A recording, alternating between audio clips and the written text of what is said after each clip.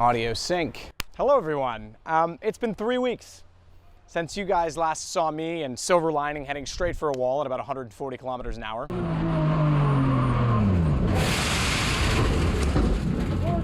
My reaction, the car's done, was a little bit over the top perhaps. I was fearing the worst and thinking we weren't going to be racing again for the rest of the season. The car is done, game over, we're not racing again, this car is written off. And astonishingly, I stand before you with nothing but good news. The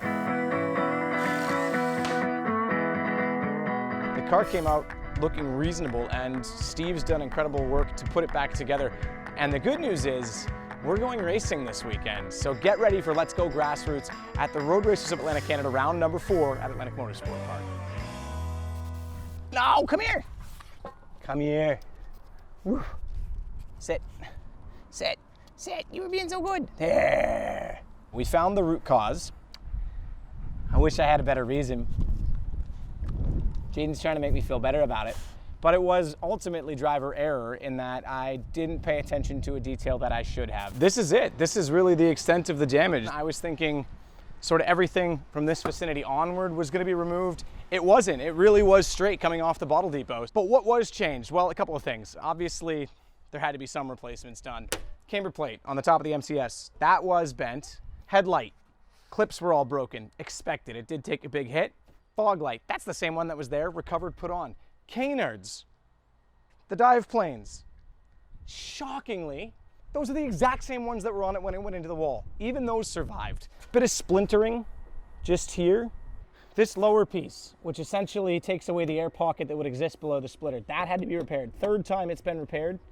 Obviously the bumper had to be fully repaired, and I shouldn't even say repaired, I should say replaced. Here's the old bumper cover, completely destroyed on the inside, cracked apart on the bottom even. This wheel, this is the one that actually went straight into the wall first. This was the left front wheel that was on the car at the time. They tried to repair the outside and smooth it out. They couldn't really do so, but more importantly than that was that the hub center was bent. So right in the middle was actually hit so hard that it was bent. Splitter, obviously destroyed.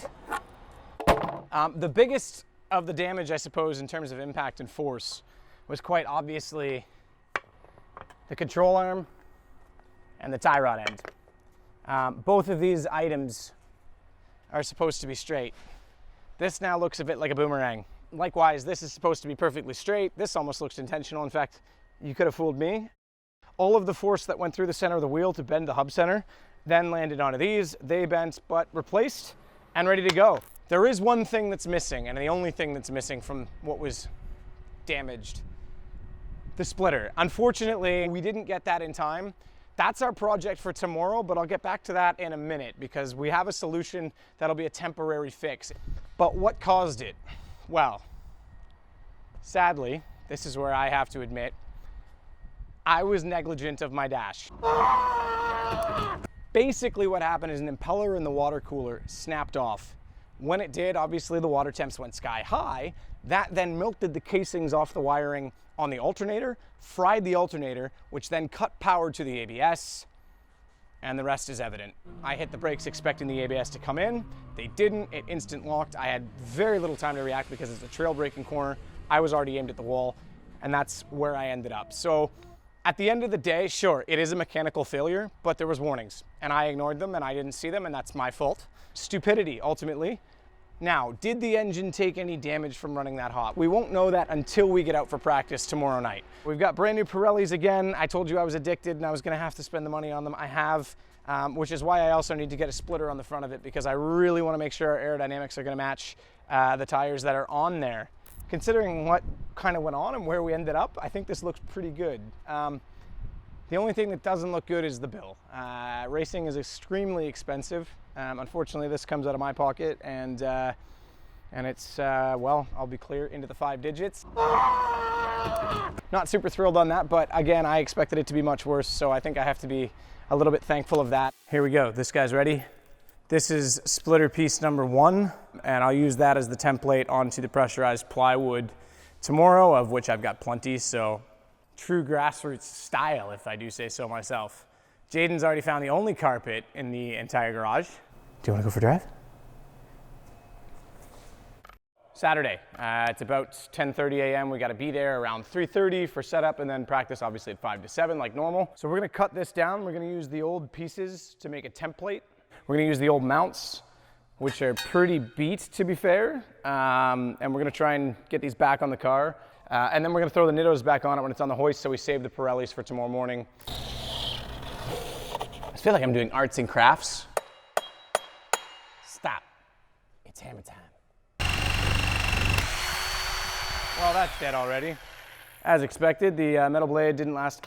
It's hot. That was dumb. So I think I'm gonna have to run over to Canadian Tire and get the proper blade. And then we can get this bad boy cut and drilled and screwed and mounted and all the other innuendos that we wanna do to this board. This hard piece of wood. Success, we have blades. So the next step, now that we've got the basic layout of this probably 5 times the weight of a normal carbon splitter, wooden splitter built, is to get these on. These are the mounts from the old one. This one was absolutely bent sideways when they tore it off the wall, and it's a little twisted. So I'm a little concerned that they may not line up flush, but we're gonna drill them anyway before they're on the car because that's easier. So fun fact about putting this car on a hoist is that not only do you have to lower the feet all the way, but you gotta drive up on boards because it's too low for these hoists. Well, I haven't really been underneath it much since the hit. This side's obviously looking kind of muddy and scraped up. It might be a project in a few years to strip it down again and paint up some of the spots that have taken the hits. But the brake cables are fine, everything's good. This bracket, you can tell it has a sticker on it. It had to be replaced. All these mounts were bent. But otherwise, it's not too bad under here. You can see the new control arm, the new tie rod, which was bent back here. So right now the goal is, you can see the 13 mil wrench. I've got to release the bumper mounts, pull those out. The mounts, which are right here, are gonna go up in between those and sit so that we can get the splitter back on. And with any luck in an hour or so, we should have everything mounted and be ready to load the trailer and head to the track. Ow. All right, those are out. Boom. This is where these go. Boom, in like so. Then we kind of have to adjust and bend them a little bit to make sure they're gonna fit. These brake ducts were also replaced from the crash. They took a hit, obviously, the whole bumper got pushed in, so these were part of that, and they've been replaced, which is good because brake cooling is important, or else we could have a different type of brake failure. Keep them on the sides they were on. Get the clips lined up. I've done something clever. I've used the same table we cut the splitter on.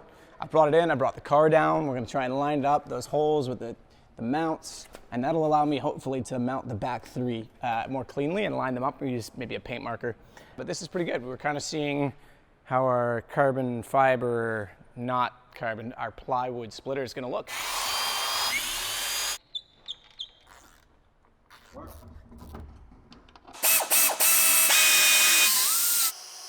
Derek and I managed to get the splitter on. It was definitely a 2-person job. The hardest part was lining it up. But the Let's Go Grassroots plywood splitter has officially been installed. We did have to shave out over here because we didn't get the mount points, or I didn't get the mount points, I should say, completely right. So we just had to shave it a few more times to make sure there's tire clearance. Derek put the Nittos back on. We got the tires in the trailer. We're gonna load up and we're gonna head to practice. So there we go.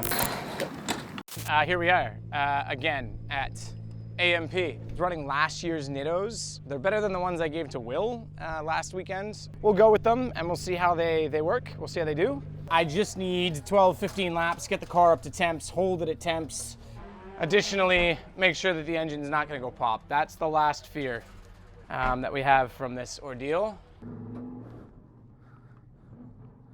Oh, hey, look, that's what a water gauge looks like.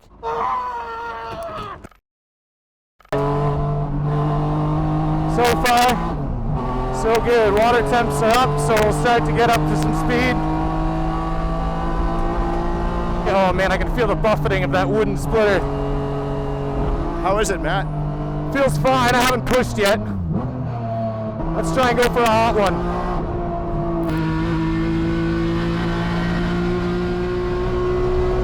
definitely lacking pace with the splitter going because I can't get out of the 14 range. But again, these tires are old. We're just trying to make sure the car is going to stay well put, well behaved, inside the temperature range, which it is. Practice was, I guess, successful, all things considered. We definitely knew we had to be careful on the engine. We had to watch the temperatures. We had to make sure that everything was going to be okay there. It was. Water temperature held steady. Oil temp stayed, up on the dash where it always is, but somewhere between sort of 250, 270, that range, which is normal. And keep in mind, I also have a wooden splitter on, which I can feel, by the way, is working, and we've been successful in installing the wooden splitter. Oh, look, Jayden's making friends with Luther. Luther, hey buddy, hey buddy, hi bud. Oh, here comes jealous Jayden. Luther is Lee's dog. So our dogs are rivals, just like we are, I guess. No, they're pretty friendly. They're pretty friendly, and so are we. So we'll put on the Pirellis tomorrow, see how we're doing. May do a brake pad change at lunchtime. So for tonight, yeah, we're in the trailer, we're away. I'm gonna grab some fuel for tomorrow. You need about, just so you guys know, for a race day, you need about 115 liters for just race day. So we've got about 30 still in the car. We'll fill up the rest, bring it back in the truck. We're going racing. That's the best part. It's not necessarily what I expected when I was sitting on top of the wall 3 weeks ago, but here we are. We'll see you tomorrow.